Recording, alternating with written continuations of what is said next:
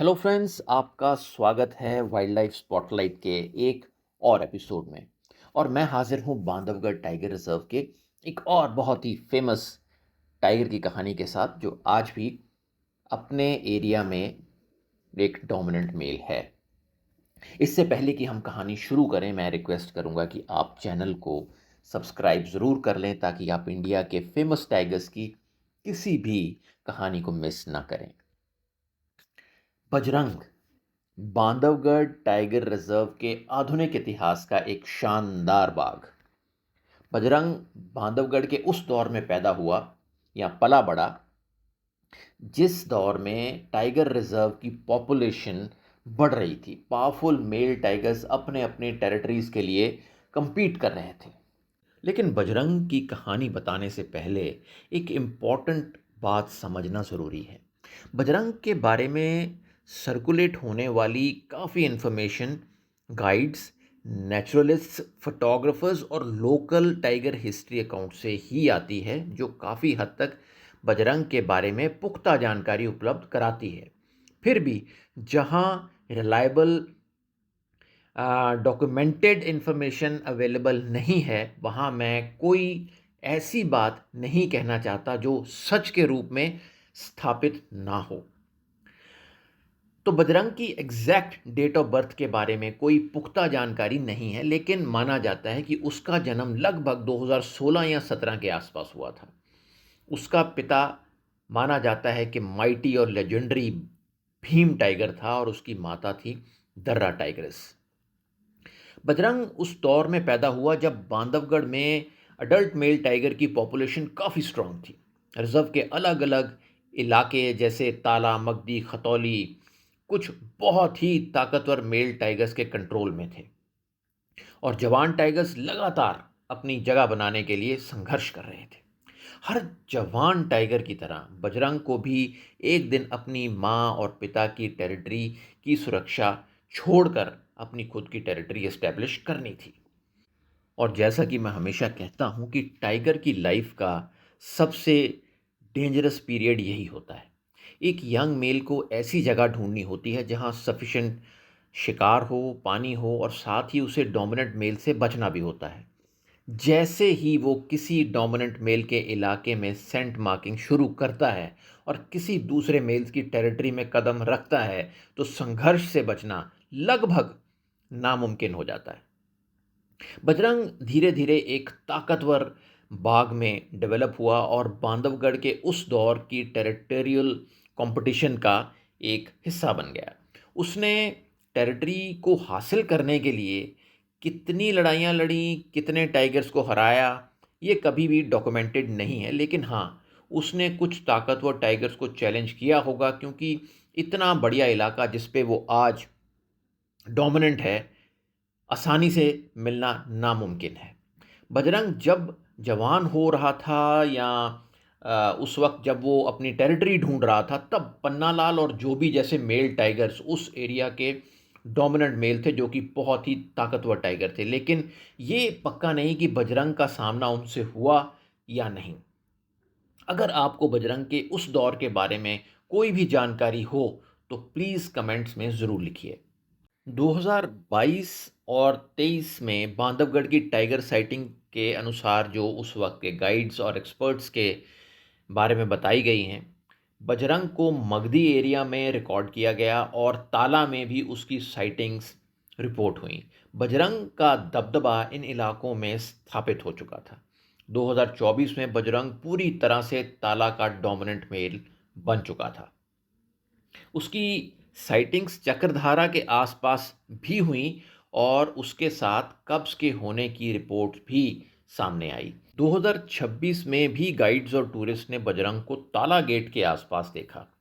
ये एक बहुत ही विशाल टेरिटरी है, और इतनी बड़ी टेरिटरी को होल्ड करने के लिए बजरंग ने ताला और मगदी एरिया के बहुत से टाइगर्स के साथ टेरिटोरियल लड़ाइयाँ लड़ी होंगी, इसमें कोई दो राय नहीं है।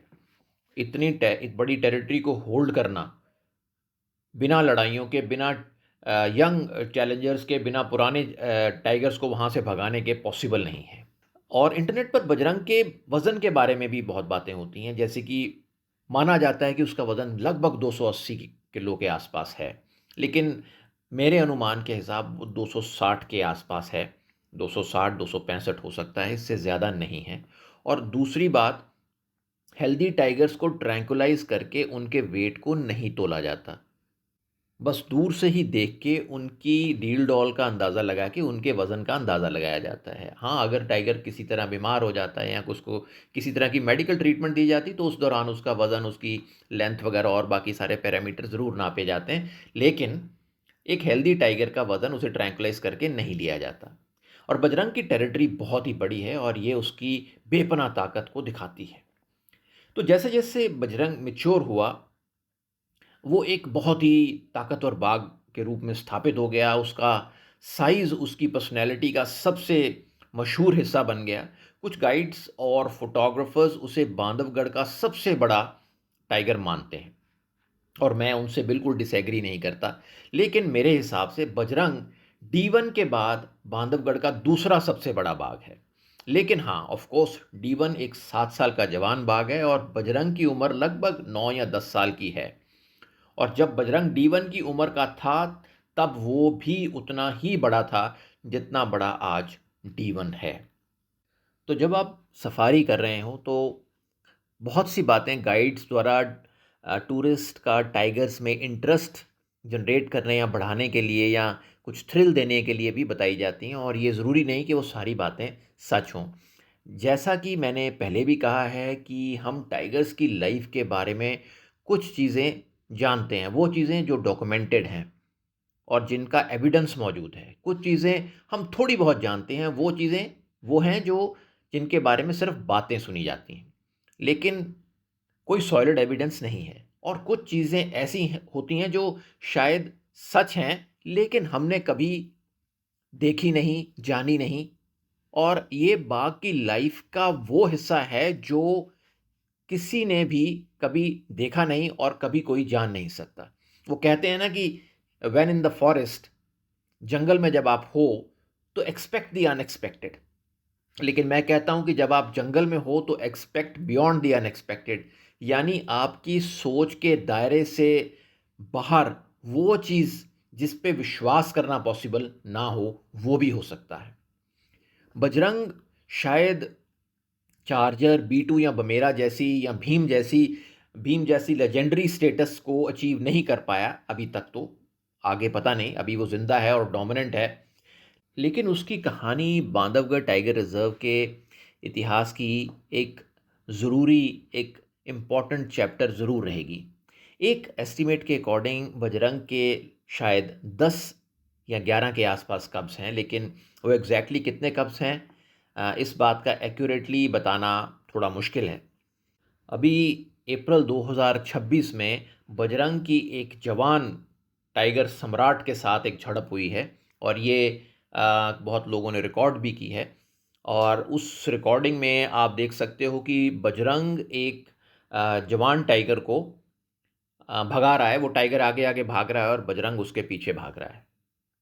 ये बजरंग की लगातार बढ़ती ताकत और उसकी उसके दबदबे का एक प्रमाण है कि आज भी इस उम्र में भी 9 या 10 साल की उम्र में भी वो अपने से आधी उम्र के टाइगर्स के ऊपर हावी हो सकता है। बजरंग बिना किसी शक के ताला का एक जायंट है, और आज एक डोमिनेंट मेल के रूप में उसकी सक्सेस सिर्फ उसके बड़े बॉडी साइज की वजह से ही नहीं है। इसके पीछे कई कारण हैं। जैसे ऑफ कोर्स उसका बॉडी साइज तो है ही, उसकी मैच्योरिटी, उसका टेरिटोरियल एक्सपीरियंस और एक बहुत ही बढ़िया इलाके पर कंट्रोल। बजरंग अभी भी एक्टिव है, टेरिटोरियल है। ताला जोन में एक ऐसी फोर्स माना जाता है जिसे कोई भी राइवल मेल लाइटली नहीं ले सकता। तो ये है बजरंग की कहानी, एक ऐसा ताकतवर बाघ जिसका नाम बांधवगढ़ के आधुनिक इतिहास, टाइगर इतिहास में अपनी एक अलग जगह बना चुका है।